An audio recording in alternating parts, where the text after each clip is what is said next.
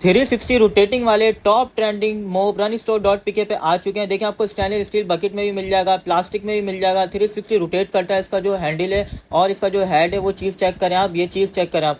आपको इसके अंदर एक मोब रिफिल मिल जाएगी। देखें इस तरीके से रिफिल होती है कंप्लीट, जो आपके पोछे को काम करती है, झाड़ू का भी काम करती है। स्टेनलेस स्टील का बकेट मिल जाएगा, इसके अंदर आपको प्लास्टिक वाला भी मिल जाएगा। बहुत ही टॉप ट्रेंडिंग और यूनिक प्रोडक्ट है। इसके साथ आपको बकेट भी मिलेगी जिसके अंदर आप अपना लिक्विड फिल कर सकते हैं झाड़ू लगाते वक्त, पोछा लगाते वक्त। बहुत ही लिमिटेड स्टॉक है। अभी ऑर्डर करने के लिए आप हमारे व्हाट्सएप पे कांटेक्ट कर सकते हैं। देखिए भरपूर स्टॉक इसका लगा हुआ है। अभी ऑर्डर करके अपना ऑर्डर कंफर्म करवा दें।